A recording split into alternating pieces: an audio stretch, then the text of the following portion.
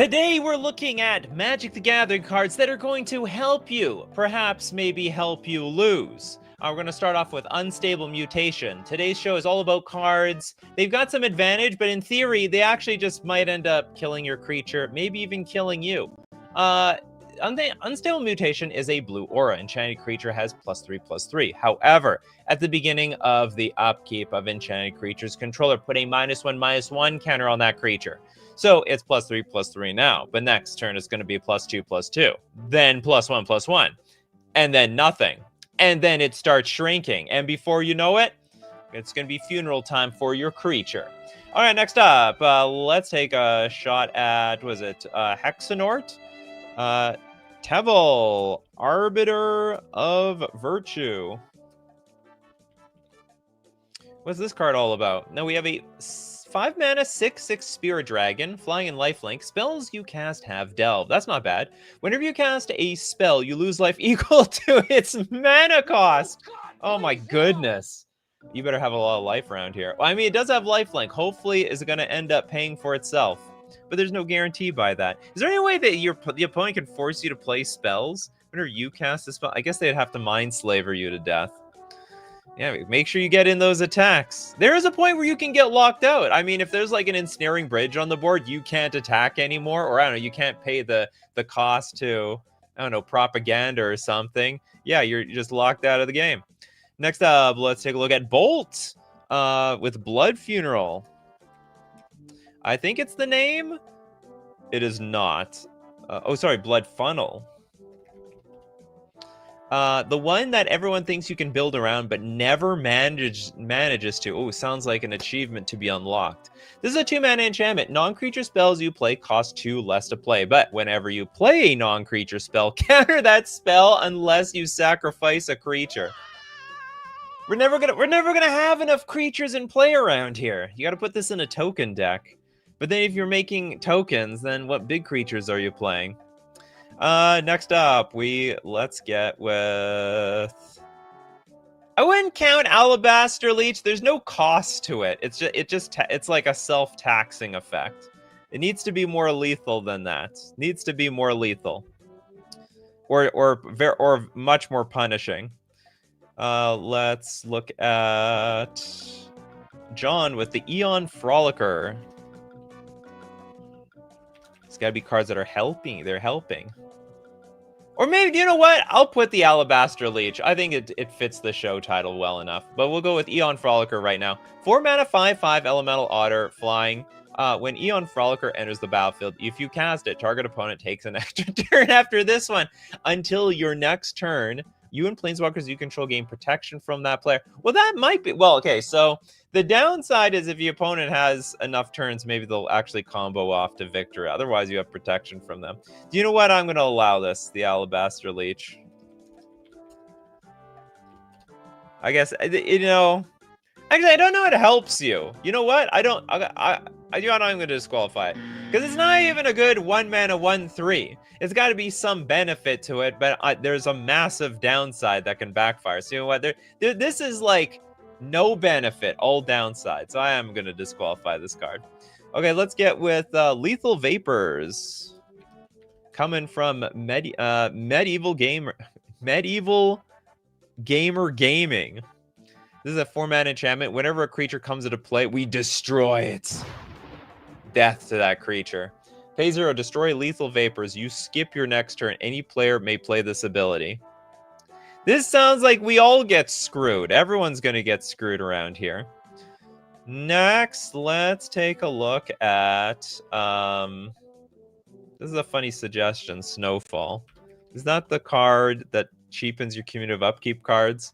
This is a weird thing, because actually, okay, from my last show, I realized this doesn't help you at all. It's 3 mana, it has cumulative upkeep of a blue, but islands can produce a second blue when tapped for mana, but it's only useful for cumulative upkeep cards. But then, if it adds a second blue, we're literally using half of that to pay for this card, so the other half, we didn't even need this card on the battlefield in the first place.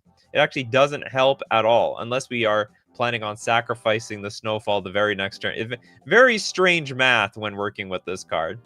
Corbinek, Lich's Tome. What is the tome? 4-mana artifact. You don't lose the game for having 0 less life, but whenever you lose life, sacrifice a permanent for each 1 life lost. Good God! I don't have any permanents. I don't even have that many permanents on the battlefield. Next, let's get... okay, you know what? Okay, Trissar with, Exhume. You know what it would be a better? So it's 2 mana. Each player puts a creature card from the graveyard onto the battlefield. You know what would be a slightly better example than this? Show and Tell. I actually think this is because no one plays Exhume when someone could put out something bigger than theirs, but everyone always plays Show and Tell, thinking what's the worst that could happen, and then the worst thing actually happens. So this is very very strong. This is a card that helps you, and then oh wait a minute, it doesn't. Next up, oh this is a great example, Heartless Summoning. This card helps people lose a lot of games. 2 mana enchantment. Creature spells you cast cost 2 less to cast, but the creatures you control get -1/-1. Basically tricks people into building around this card. Most of the time, actually, the creatures won't die, but the whole deck is super clunky if you don't have this card in your hand. And even if you have this card, it's really not as big of a deal. Stand Still played poorly. We're gonna assume it's not played poorly. Isn't 9 lives just pure gas? 9 lives. I know there's a disadvantage to 9 lives. 3 mana hexproof. A source deals damage to you. Prevent that damage. Put an incarnation counter on this when there are 9 or more. Exile it when the enchantment leaves the battlefield. You lose the game. If a source would deal damage to you, prevent that damage. Put an incarnate. So hold on. You have to put this in play. I think when you're very close to dead. If I understand correctly. Source you deal damage, prevent the damage. It was like old damage. Oh, I see. There is the old, it has hexproof, but it doesn't have protection from like was it not Sunfall. Farewell. Card that blows up all the enchantments. Isn't that 9 lives the arena version? What's the real version? Is it different? Hexproof. A source would deal damage to prevent that damage, put an incarnation counter. If there's 9, exile it. When it leaves the battlefield, you lose the game. Basically the same thing. John with the super chat. Thank you very much for your super chat. Death Pit Offering. Skip the line. Super chat. Okay, we have a 4 mana enchantment. When Death Pit Offering comes into play, sacrifice all creatures you control. Creatures you control get +2/+2. Feels like you're losing before you're helping yourself. This is a terrible aura.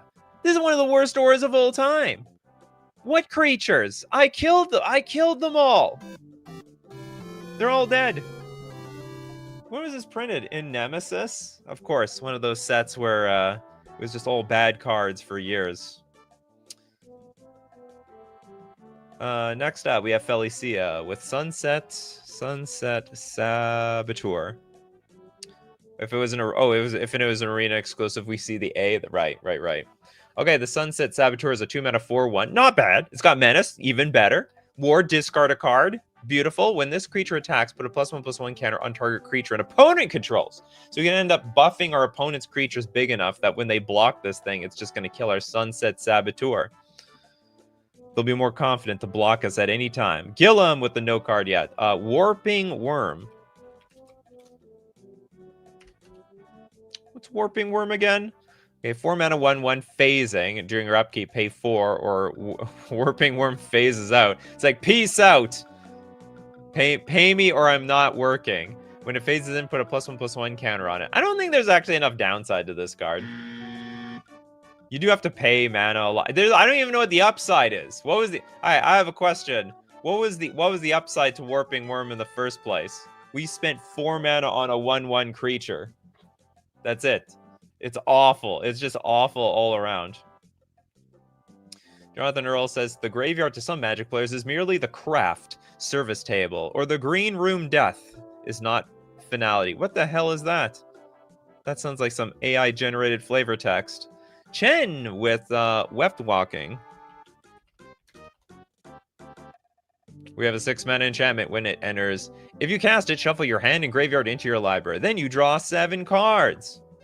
The first spell each player casts during each of their turns may be cast without paying its mana cost. Good God! So it's helping me. Or maybe it's going to help our opponents. Each player can, without paying its mana cost. Be careful of letting your opponent. So you get one free card, but your opponents basically get 3. That's how you got to think about that. Opponents get 3 free cards cast. You don't get the first free spell. That's true, because this was definitely at least the first spell cast. So we're screwed. Hold on, the first spell each player casts during each of the has to be on their turns too. It's even worse. It's getting worse before it gets better. Super chat from Tesaro. Thank you very much for your super chat. A personal devious favorite, Necrogen Mists. Necrogen Mists.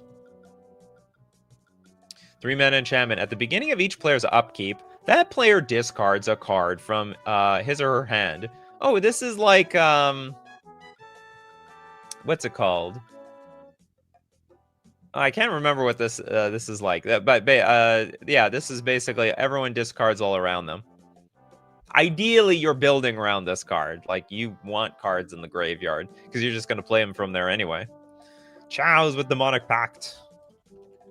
By the way, if you didn't get a card yet, just put NCY in front of your card, and it gives me laser eyes to your suggestion.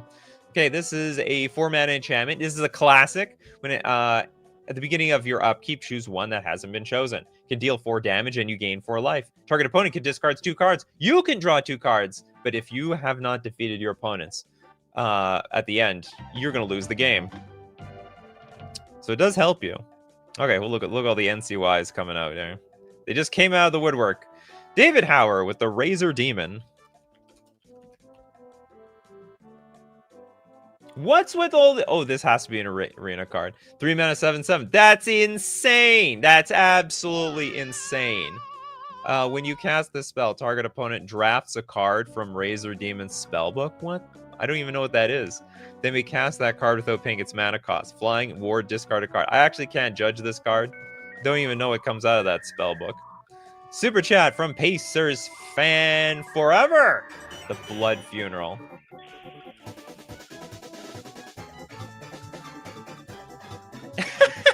I think you mean Blood Funnel, and we did that one.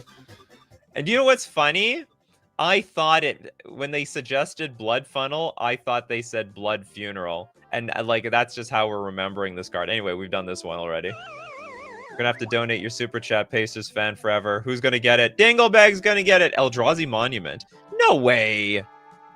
Is there something busted about this? I don't get it. Or sorry, like, is there a downside to this card? 5 mana, creatures in control get +1/+1, have flying and indestructible. At the beginning of your upkeep, sacrifice a creature. If you can't sacrifice Eldrazi Monument. Okay, like, I'll count this card, but knowing Eldrazi decks, they got like those stupid spawns and scions. Like, they'll have infinite creatures to donate to this thing. Benjamin Berkey with the Immortal Coil. 4-mana artifact, tap, remove 2 cards in your graveyard from the game. Draw a card. If damage would be dealt to you, prevent that damage. Remove a card in your graveyard from the game.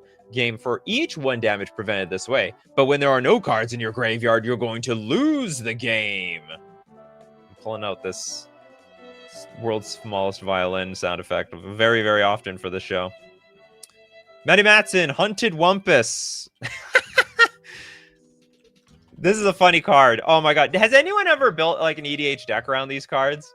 4-mana, 6/6, enters the battlefield. Each other player may put a creature card from their hand onto the battlefield. You're like, 4-mana, 6/6, this is great. Sounds like fun, actually. Like, you just have no plan on winning. You just play these cards and hope the opponents just kill each other. Yeah, hunt that Wumpus.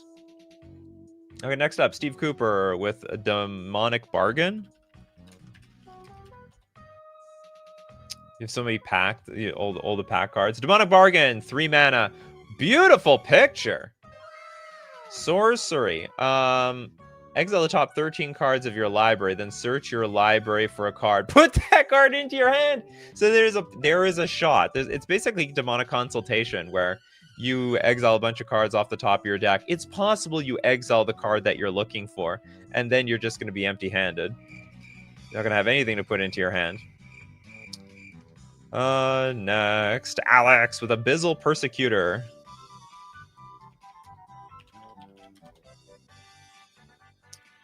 Oh yeah, this card, 4 mana, 6/6. This was an interesting card. Flying Trample. You can't win the game, and your opponents can't lose the game. Oh, I thought this is the other one. Completely different card. Is there any downside? Okay, so theoretically, if this thing doesn't leave the battlefield anymore, you're not winning the game anymore. Nikachu not reading things carefully. What a classic. Exile the top 13 cards of your library, then search your library for a card, put that card into your hand, then shuffle. How did I not understand this? So, like, I'm just like, it's like, if you had a specific combo piece in mind, and you exile the top 13 cards of your library, and one of those cards was in the top 13, you're screwed, right? It didn't say search the 13 cards, it's search your library.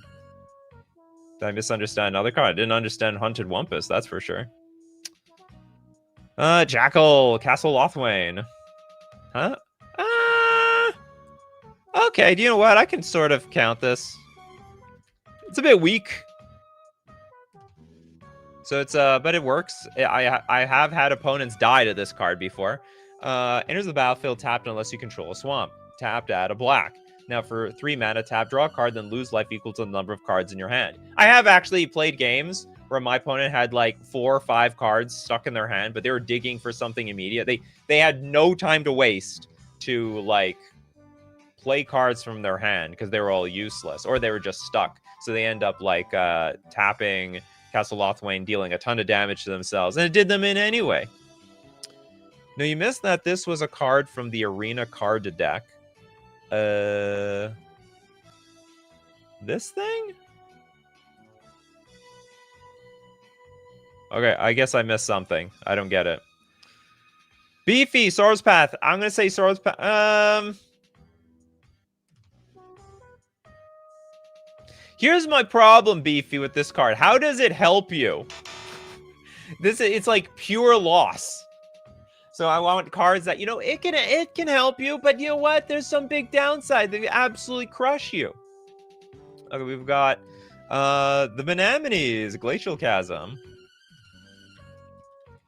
Most of the time this card is played where they're not going to lose anything. Commutative Upkeep, pay 2 life. Comes into play, sack a land. Creatures you control can't attack, but prevent all damage that will be dealt to you. It's funny, creatures you control can't attack. I've never seen this played in a deck that plays with creatures. Nothing. Not a zip. They play lands that turn into creatures effectively, but no creatures themselves. Next up, let's get... How Phyrexian Unlife? It's got a downside of poison counters that'll eventually kill you. No, but it basically adds 13 life to your life total, so it's no downside at all. So you have to look at it that way. Because otherwise you'd be dead anyway. So that one definitely doesn't count. Lesthian with Cursed Recording.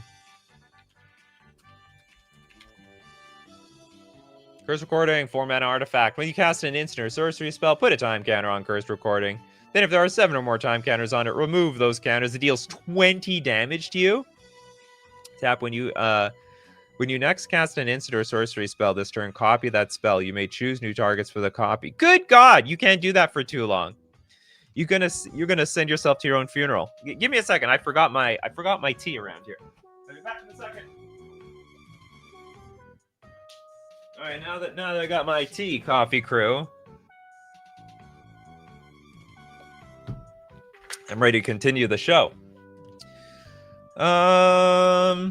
Marco, Dark Confidant. Definitely counts. 2 mana, 2/1, Human Wizard. At the beginning of your upkeep, reveal the top card of your library and put that card into your hand. You lose life equal to its mana cost. What the hell flavor text is this? Fare you well, Bringer of Light? No! Greatness at any cost. And boy, was that flavorful, because a lot of people lost to that greatness. The cost sometimes is great. Pacers fan forever. The Phyrexian Arena. You know what? I've been playing a good chunk of pre-modern. This card is very popular in pre-modern. And it's good there. Like, you know what? Drawing an extra card every single turn for 1 life is, I think, actually pretty meaningful. But at the same time, it can still kill you. 3 mana. Draw a card every turn, but at the beginning of your upkeep, you lose 1 life. It doesn't even look like Bob. That's not the Bob that I know. There we go. Bitter Blossom. Now we're getting into, like, losing 1 life every turn. Bitter Blossom. I know how much you love this card. Yeah, I don't love it at all. What's the cost? It's still at $22. Like, the price is coming down, but not meaningfully at all. 2 mana Kindred Enchantment Fairy. At the beginning of your upkeep, you lose 1 life and create a 1/1 black fairy rogue creature token with flying. I understand. Like, I think the only reason this card is so expensive is because there's just not that many fairy cards. And, yeah, I get it. If you're trying to make a fairy commander deck, like, you just don't have much stuff to work with or play with. I think the fairy players have been just robbed like crazy. There's just not enough fairies out there. But it's awful. It's I've seen so many players just lose to their own Bitter Blossom, and it just. If I had like a nickel for every single time someone died to their Bitter Blossom, I'd be a millionaire. Next up, who has no card yet? Just a random mage, Leveler. Then they counter your Thassa's Oracle. It's not even that. They could make you draw a card. 5 mana for a 10/10. It comes into play. Remove your library from the game. It's like Thassa's Oracle. Okay, how about I make you draw a card?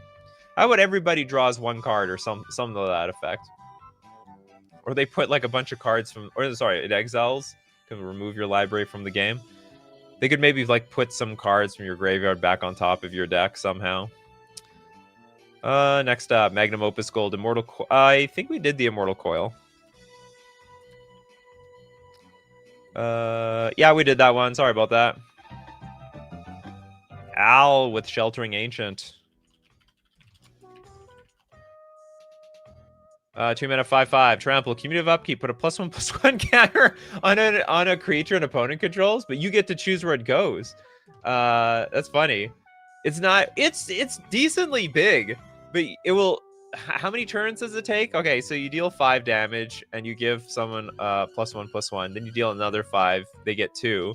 You deal another 5. Like in Commander, this is worthless. You're gonna start making creatures like 6/6s, 7/7s. This has got to go in the deck that helps the opponents more than it helps you. Let's True North, Fairy the well, yeah, fairies. All right, Indiana Jones, Pursuit of Knowledge. Can be very good, but it takes a lot of time to benefit and is a pretty big target for destruction. 4 mana enchantment. Skip drawing a card. Put a study counter on Pursuit of Knowledge. Remove 3 study counters from Pursuit of Knowledge. Sacrifice it. Draw 7 cards. Skip drawing a card. Put a study counter. Okay. Hold on. But you choose when you skip. I think you choose. You know what? I can't accept this one. What's your explanation? Can be very good, but it takes a lot of time to benefit. Is a pretty big target for destruction. Yeah, but like that's just them interacting with you. It doesn't hurt you specifically. I mean, it's possible that you wasted 2 draw steps. I don't know. This is like high risk. I would call this card like high risk, high reward, but not necessarily blowing you up. If I recall correctly, says Big Mike, Leveler was actually designed to work as a designed to work as a complementary piece to Platinum Angel to get a fatty on the board for relatively cheap. What a weird combo. That is so bizarre. Beefy, Season of the Witch. Season of the Witch is 3 mana with Ancient Scripture. At the beginning of your upkeep, sacrifice this enchantment unless you pay 2 life. At the beginning of your end step, destroy all untapped creatures that didn't attack this turn, except for creatures that couldn't attack. Good. Take care of those stupid creatures. We got a super chat here from Bell. Bell here with the super chat. Pact of Negation.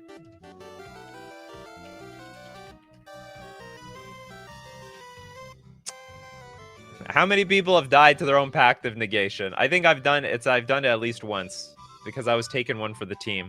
0 mana instant, counter target spell. You got to pay 5 mana next upkeep. If you don't, you lose the game. Oh boy, Divine Gambit.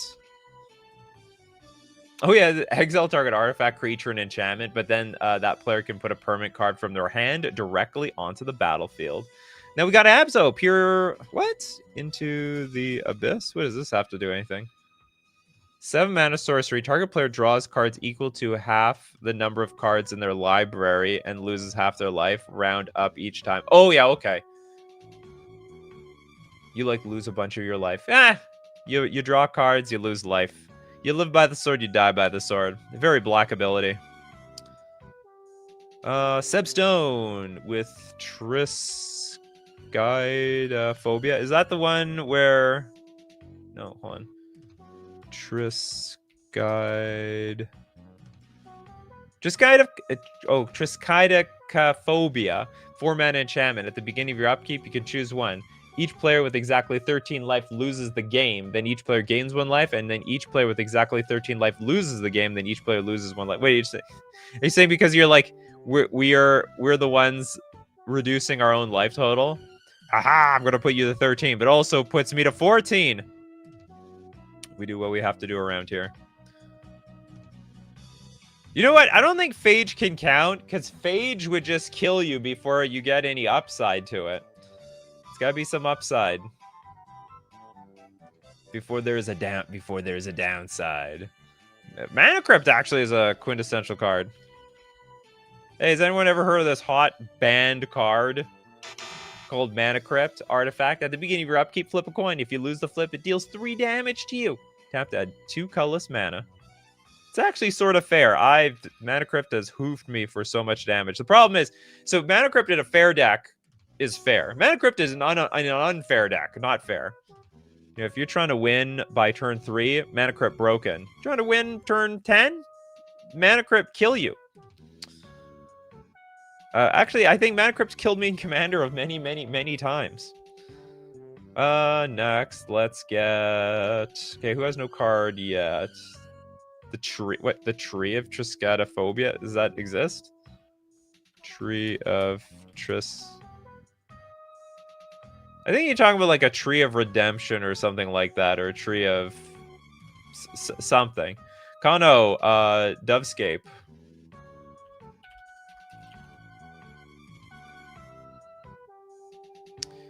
Six mana enchantment. Whenever a player plays a non-creature spell, counter that spell. That player puts X 1/1 white and blue bird creature tokens with flying into play, where X is the spell's converted mana cost.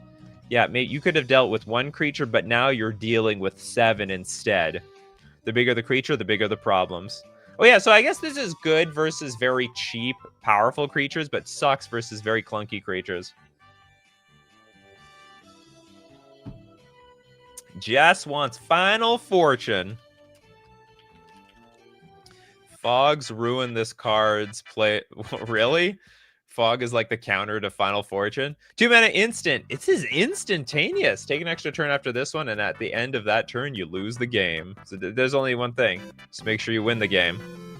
We're going to take a look at more cards. They're going to help you, or maybe they'll hurt you. But we got to thank our sponsors today, FusionGamingOnline.com, my favorite place to buy my Magic the Gathering cards. And if you're looking for cards that could help you, super high risk, high reward cards, or, you know, maybe they'll do you in, check out FusionGamingOnline.com for those cards. Don't forget, deal of the week, 20% off all Gamegenic accessories. Gotta love Gamegenic. Look at that, you got a little dice roll box thingamabobber over there. Also, go get your Marvel Spider-Man cards. I believe they're out, ready. They're hot and fresh off the presses. They're fresh. They're delicious. And don't forget to use coupon code Nikachu at checkout for 5% off all your purchases. We're also going to thank good old buddies, Mana Traders. Where's Mana Traders? Mana Traders, the premier place to rent Magic cards on Magic Online.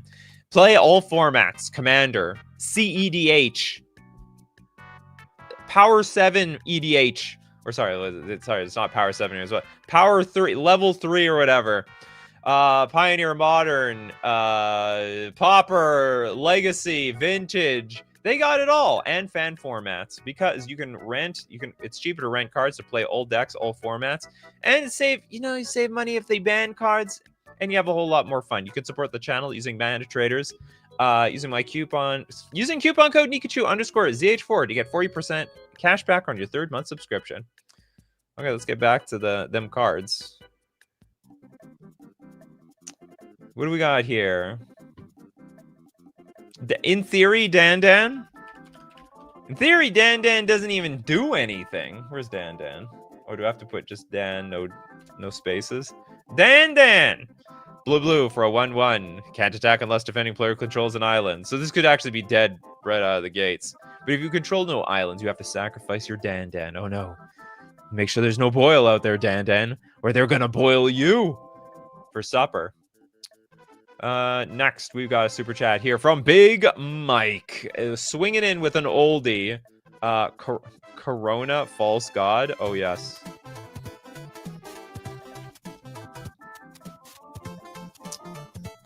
Corona, the False God. A 6-mana 5/5 legendary avatar. Haste. At the beginning of each player's upkeep, that player untaps Corona, False God, and gains control of it. Whenever Corona attacks, creatures of the type of your choice get +3/+3 until end of turn. Imagine playing Corona, the False God, and then you give it to everybody else, and they all use it to attack you. Could backfire big time. Could backfire big. Magno Opus Gold with Flux. Oh, did I disqualify your last card? That's probably what I did. Flux! Oh my god. There's so many cards with the word Flux in it. Oh, I found this one. Found it quickly. 3-mana sorcery. Each player chooses and discards any number of cards, then draws that many cards. Draw a card. Each player chooses and discards. I'm gonna disqualify this one too. I mean, I don't think this is any more dangerous than like Windfall. And if anything else, you drew one more card than everybody else. I think it's pure. I think it's mostly pure upside. I meant Dan, the format. Well, I don't know what the hell you're talking about. Blackbird, Dark Star Augur.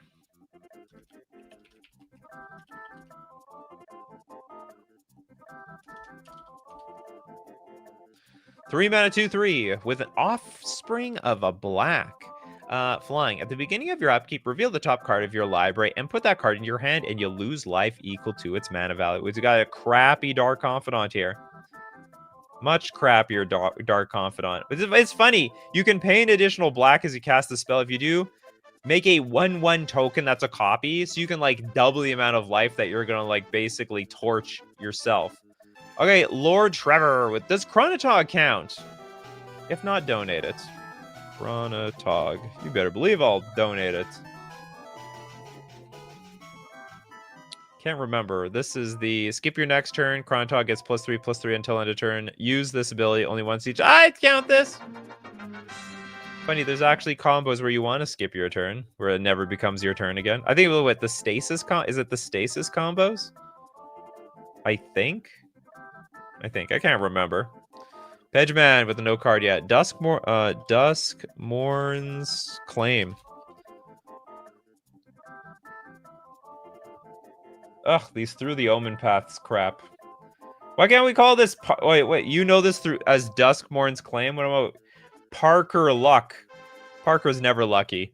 3-mana enchantment. At the beginning of your end step, 2 target players each reveal the top card of their library. They each lose life equal to their mana value of the card revealed by the other player. Then each put the card they revealed into their hand. I don't know if this were at the beginning of your end step, 2 target players each reveal the top. So it could be you, it might not, and it might not be. I don't know. You know what? This doesn't seem clean to me. Not clean enough. I mean, I guess one of the people can, okay, so if you target the opponent, but I don't see, if you target the opponents, I don't see the upside. So you have to target yourself. Which I guess it works. It works. It's no different from the Dark Confidant type cards. Grizzly B wants a card. Furnace Dragon. So that's something to do with artifacts, right? Where's that's the Dark Steel? No, I guess it's not. Oh, it does have something to do with artifacts. Affinity for artifacts. 5/5 flyer. Comes into play. If you played it from your hand, remove all artifacts from the game. So we used artifacts to get a discount, and now we're losing our artifacts. We just threw away all these artifacts. Thanks a lot, artifacts. They probably feel incredibly betrayed. Bryce says Parker's Luck looks great in Two-Headed Giant, but it didn't play great. That's too bad. Turiat, Song of Creation. This was a great suggestion, the Furnace Dragon. Okay, Song of Creation is a 4-mana enchantment. At the you may play an additional land on each of your turns. Whenever you cast a spell, draw 2 cards. What's the downside? At the beginning of your end step, discard your hand. Play an additional land on each of your turns. You know what? I think this is just pure upside. I don't think discarding your hand at end of turn makes a big deal when you're like literally drawing. Whenever you cast a spell, draw 2 cards. And you get to play extra. This card's just... I think this card's broken. Why is this card worthless? It's like $1. You can play an additional land. Whenever you cast a spell, draw 2 cards. I guess it's a problem if you play a deck with like a bunch of clunk or something. What if you have a bunch of treasures, sack them for mana after you cast the dragon with the trigger on the stack? Well, that'd be a really clever way to play that dragon, that's for sure. Yeah, danger. I think this card is danger. You cast spells and you draw cards from it. That's crazy. That's absolutely nuts. If you draw a land for the turn, you get nothing. So what? If you play something else, you get something. I guess that's the I guess that's the downside. Just play a deck with, like, you know, those spell lands. So it's either a land or it's a spell. We got cards. Have you done Estenian? I don't have no idea who this is. Estenian Varlinu. 4-mana 3/3 Elf Warrior. Whenever you cast a non-creature spell, put a +1/+1 counter on Estenian Varlinu against flying until end of turn. At the beginning of your second main phase, you draw X cards and lose X life, where X is the number of your opponents who are dealt combat damage by Estenian Varlinu or a dragon this turn. Doesn't sound like you're going to lose a whole lot of life, though. We got Withering Eye with Sleeper Agent. They be a-sleepin'. Black 3/3, not bad. Comes into play, target opponent gains control of it. That's terrible. At the beginning of your upkeep, Sleeper Agent deals 2 damage to you. I like this. Yeah, I like this suggestion. It deals 2 damage to the opponent, but it could deal 3 damage to you. Oh, here's a great one. Eidolon of the Great Revel. Or for some of the people who are really pedantic about it, the Eidolon. The Eidolon of the Great Revel. Double red, 2/2. Whenever a player casts a spell with converted mana cost 3 or less, the Eidolon of the Great Revel deals 2 damage to that player. Now, usually the player playing the Eidolon is definitely playing with cheap spells. So they're at big risk of dying to their own thing. The idea is usually they're playing with burn spells to hopefully kill the opponent first. The idea is they die before... the opponent dies before they die.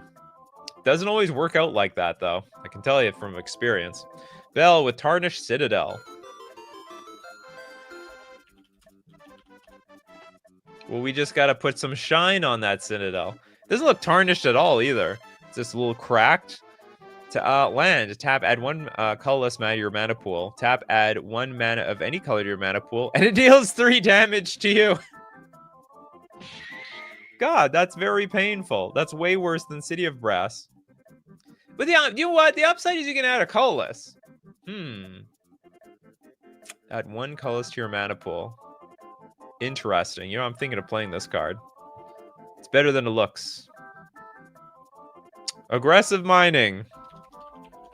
You know what? I like this suggestion. No one's cracked this card yet. 3-mana enchantment. You can't play lands, and you sacrifice a land. You draw 2 cards. But if those are lands, they're dead. I think maybe that's the sole problem. There's so many lands in the deck, and like, so you're sacking a land. You're sacking a resource that taps for mana to help cast your cards. But you're losing that resource, and you're drawing cards which some number of are going to be lands, which you can't play. Terrible. Aaron, the Soul Separator.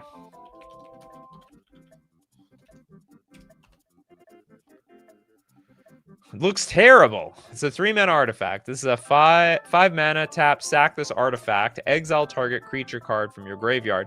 Create a token that's a copy of that card, except it's a 1/1. It's a spirit in addition to its other types and has flying. Create a black zombie creature token with power equal to the card's power and toughness equal to the card's toughness. I think the card is just bad. I think it's just really expensive. But like, there's no actual downside to this card that's going to help you lose, except that it's like a little bit clunky. A lot of no 2 cards yet. Are we all done? Are we done with the no card yet, people? Did we get everybody? I think we got everybody. If you didn't get a card yet, oh here, Voltland didn't get one. Speed Demon. 5 mana, 5/5, Flying Trample. Start your engines. At the beginning of your end step, you draw X cards and lose X life, where X is your speed. Terrible. Oh my god. We're gonna really deal a lot of damage to ourselves. I mean, hey, draw 4 cards, lose 4 life. Maybe it's not too bad. Maybe it could be worse. John really wants this indentured Dejin. 3 mana, 4/4, flying. When it comes into play, each other player may draw up to 3 cards. Pure gravy. Oh, yeah. Oh, I did. You know, you're supposed to front the thing with no card yet, Toads. That's why. Last chance. Double red sorcery. Take an extra turn after this one. At the beginning of that turn's end step, you lose the game. What you gotta do, you just gotta make sure that you end the turn so you don't lose the game at all. You don't see an end step, you don't lose the game. Next, let's get... Okay, no 2 card yet, people. Oh no, hold on. Nightmare Incarnation didn't get something. Dark Tutelage. I used to run this thing, but it was too high of a risk. The 3 mana enchantment, at the beginning of your upkeep, reveal the top card of your library and put that card into your hand. You lose life equal to its converted mana cost. So it's basically a clunkier version of a Dark Confidant. That's harder to kill, because it's an enchantment. Yeah, it's pretty cheap. I guess everyone came to the same conclusion. Next we've got... Okay, now for the no 2 card yet, people. A Toilet Duck with Eternal Dominion. 10 mana! Sorcery. Search target opponent's library for an artifact, creature, enchantment, or a land card. Put that card into play under your control. Then that player shuffles their library, and you have Epic. For the rest of the game, you can't play spells. At the beginning of each of your upkeeps, copy the spell except for its epic ability.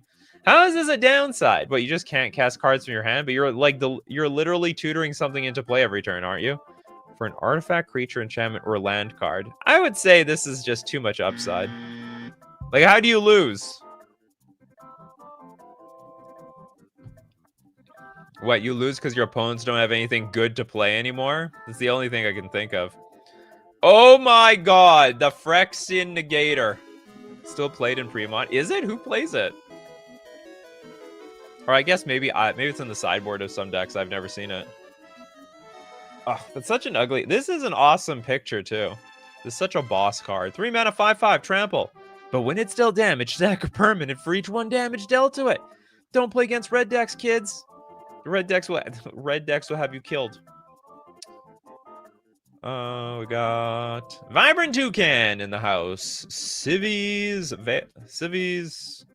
Valor.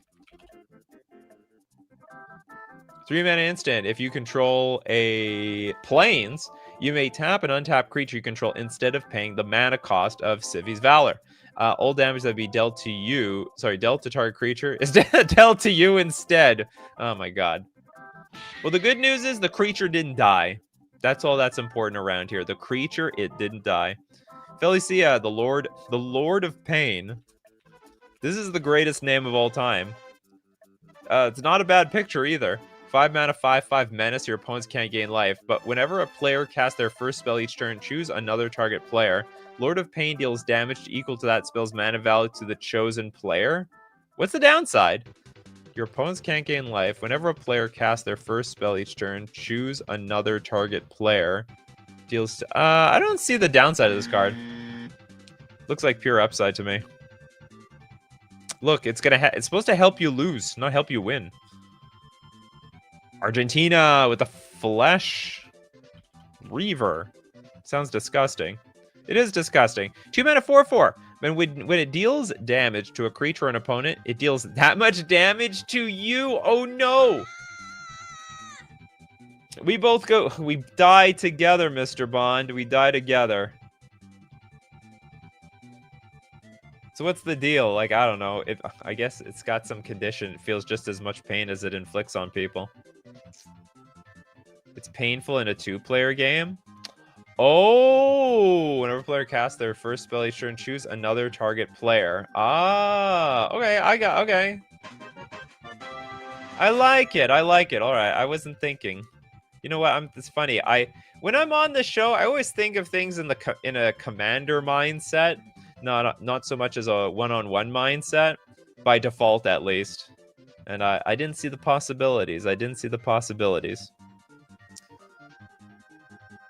Next up, let's go with Kelduin, a Gloom Surgeon. Who'd get a surgeon who'd take surgery from this guy? 2 mana, 2/1. If combat damage would be dealt to Gloom Surgeon. Almost said Gloom Virgin.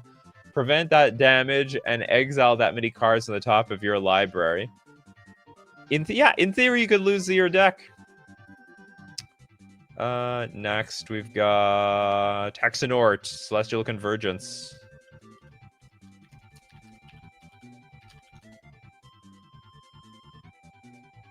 Read the flavor text. What was the flavor text?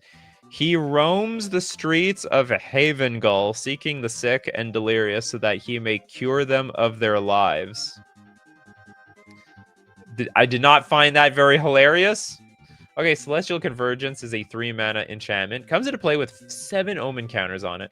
At the beginning of your upkeep, remove an omen counter from Celestial Convergence.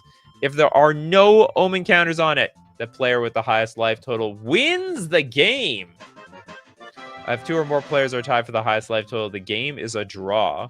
So, if there are no omen counters on it, the player... So basically, you might not be the person with the highest life total at the end of this.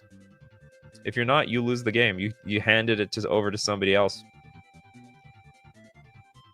How does Door to Nothingness not ruin you? Door to Nothingness. How can it make you lose? Enters tapped. Target player loses the game? No. It's all pure upside. Chen with the glorious end. All these red mana take an extra turn cards. This is end the turn. At the beginning of your next end step, you lose the game. Imagine ending the turn after taking take an extra turn card. It's like, I'm gonna end this turn so I don't die. I can die next turn.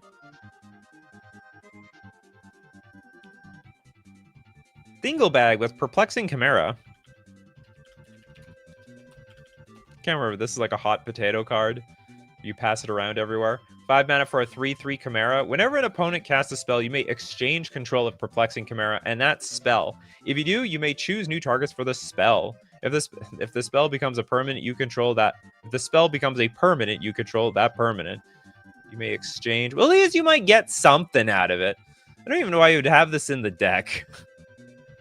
Theoretically, if they redirect the door trigger to you. Oh, well. That's not well, that's just interaction. Like some of these cards have to like just basically front up say like you're gonna lose value. Or there's some theoretical downside to all these cards. We got a super chat coming from John! Trade Secrets!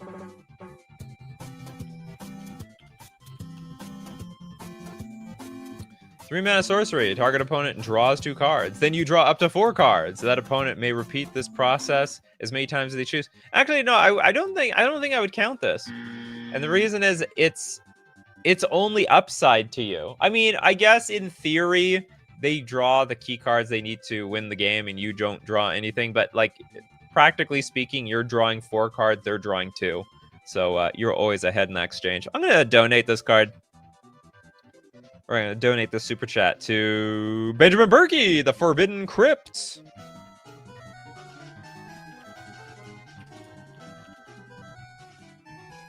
Five-mana enchantment. Whenever you would draw a card, instead return target creature card from your graveyard to your hand. If you can't, you lose the game. You're going to lose the game over that. Whenever a card would be put into your graveyard, instead remove that card from the game. Good God! So basically, we're playing off of our graveyard until we can't play off of it anymore. We got the Manamies with Hive Mind. Oh, that's an interesting one.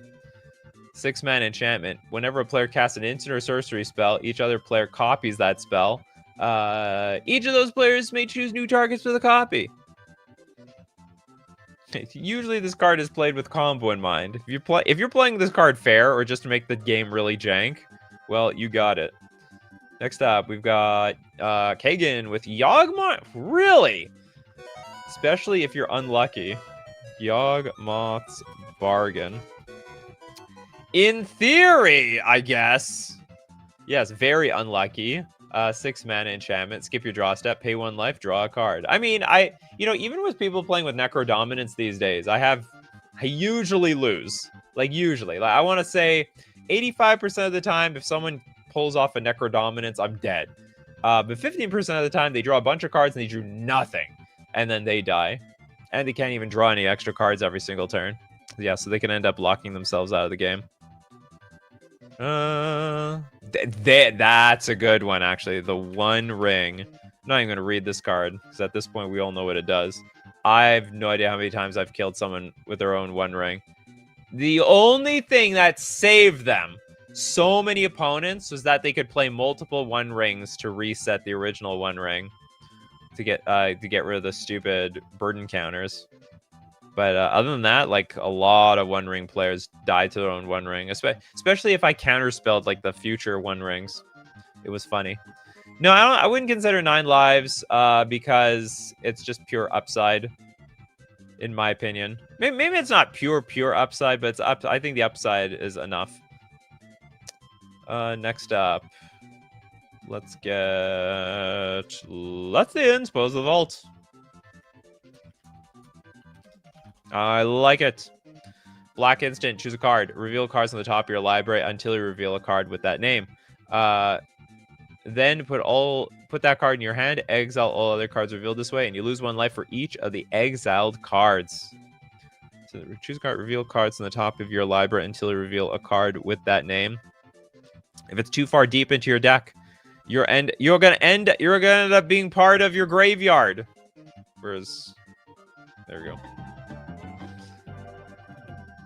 You'll be part of the graveyard. Next up, Pabno.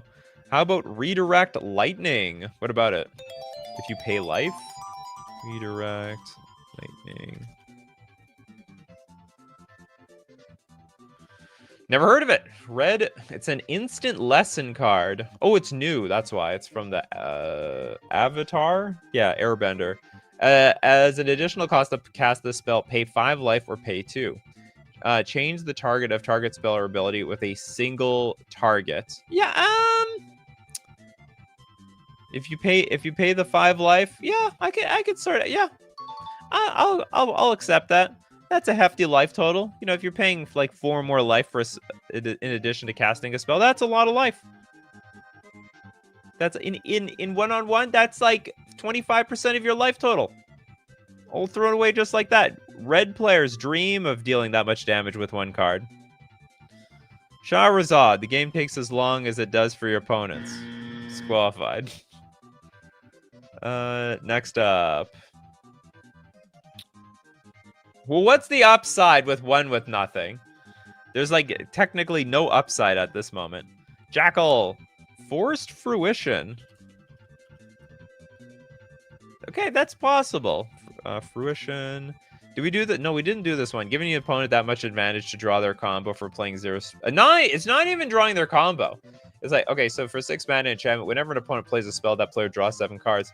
Also, it could be they just destroy the Forced Fruition and still draw 7 cards. So they just end up with like a bunch of cards for nothing. What is this by Al? Phyrexian Soul Gorger. Phyrexian Soul. We're gorging? Looks like it's frozen in time. 3 mana, 8/8, commutative upkeep, sacrifice a creature. Why? Oh, it's a 3 mana, 8/8. Oh, man. It doesn't even seem that good by today's standards. We need so many tokens to keep feeding this damn thing. Forced Fruition plus Shieldred. That's a pretty good combo. Who has no 2 cards yet? Worldfire is a great suggestion. Yeah, exile all the permanents. Everyone's life total is 1. You never know. You may not be the one winning this game from here. Aaron with Mizium Meddler. I used to remember what this card did. 3 mana, 1/4 flash enters the battlefield. You may change the target of target spell or ability to Mizium Meddler. I would say I don't see the supreme downside to this card. I mean, the whole point of playing this card is to redirect a spell. Voltland, Archfiend of the Dross.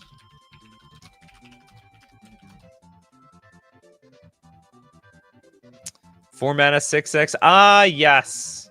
You got to remove an oil counter from this thing every turn. Whenever a creature an opponent controls dies, it loses 2 life. No, wait a minute. At the beginning of your upkeep, remove an oil counter. Then if it has no oil counters, then you lose the game. Another game loser. Has anyone played in Standard? In Standard, has anyone like won a game because of somebody's Archfiend of the Dross? Like, couldn't win in time? It's never happened to me. I have... Yeah, it's just I've played against Archfiend of the Dross a good chunk of times, like in Pioneer. It always either killed me or I killed the opponent really quickly. Real different with no card. Oppression. 3 mana enchantment. Whenever a player plays a spell, that player discards a card from their hand, including you. Jonathan says, can't you benefit from the card and then utilize Braid's power at the end step? Just sacrifice that card and opponents will have sacrifice a card at the same type. What? I don't know which card you're talking about at that point. You won an Arena Platinum level? So we have some people have won with against an Archfiend of the Dross before. Any way to remove counters in Standard and Pioneer? Sounds like a sick way to win against this card. Argentina, Demonic Consultation.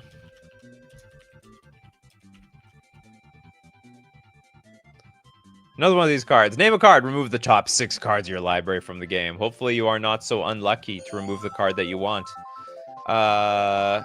Then reveal cards on the top of your library until you reveal the name card. Put that card into your hand and remove all other cards revealed this way from the game. Don't be unlucky. Oh, we have a super chat here from Kagan. Personal Incarnation. Decent beater, at least. Is that really old white card from Alpha? It is. 6 mana for a 6/6 Avatar Incarnation. For 0 mana, the next 1 damage that would be dealt to Personal Incarnation this turn is dealt to its owner instead.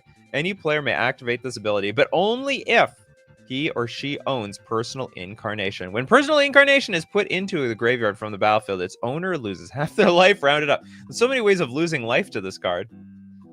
It's brutal. We did Immortal Coil. Actually, 3 times. It'd be 3 times if we did it that time. King Ginger upgraded to the Dark Ginger. Let's go with, what is Shaman of the Forgotten Ways? I don't know what that card is, or I can't remember what that card was. Shaman of Forgotten, maybe Shaman of Forgotten Ways. Yeah, no, the 3 mana, 2/3. Tap, add 2 mana of any color. Spend this mana only on creature spells. Got Formidable for 11 mana. Each player's life total becomes the number of creatures they control. Activate this ability only if creatures you control have total power 8 or greater. No, that doesn't count. Okay, we'll go with the other card. What was it? Biorhythm. This card doesn't have enough of a lethal downside. Can't remember what Biorhythm does, though. Each player's life total becomes the number of creatures they control. Okay, that can be a problem, especially if you have very few creatures and your opponents have more than you. That will count. In theory, this could do you in. Okay, I'm going to take one more card. We did Worldfire. You were here, Kano. Weren't you here for that? Okay, who's going to get the last card around here? Corbinik has a good card. Okay, where's Corbinik? Corbinik basically had a vouch. Nefarious Lich. Lich Kindred. Alright, this is 4-mana enchantment. If you would be dealt damage, remove that many cards in your graveyard from the game instead. And if you can't, you're going to lose the game. If you would gain life, draw that many cards instead. And when it leaves play, you lose the game also. No, God, please, no. Wonderful show. Hope everyone really enjoyed it. Oh, here's someone who is coming here at the last second. Rurik Thar. I thought that was pure upside. Tax each combat if able. I think this is mostly all upside, no downside. Huge downside to the opponents, that's for sure. All right. Anyway, that's it for today. Thanks everyone for showing up. And of course, we do these shows 3 p.m. Central Standard Time. If you want to be there, please participate. Come on down. The water's warm. Thanks to everyone who supports the show. If you're a patron on Patreon, a member on YouTube, or you super chat to be part of the show, or even super chat so other people are part of the show. And of course, thank you so much, Coffee Crew, for being here today. We got people like Aaron, Grave Rune. We got Lil Deadfly, Old Boy Aaron, Kano, Benjamin Berkey, Argentina, Steve Cooper, Dinglebag, Bell, Pavno, Blacklance Geo, Aaron, like for the 3rd time, Aaron, and many more. So as usual, my Coffee Crew, keep brewing those coffees. We're going to keep brewing up the magic. Take care of yourselves, and I will see you at the next cup.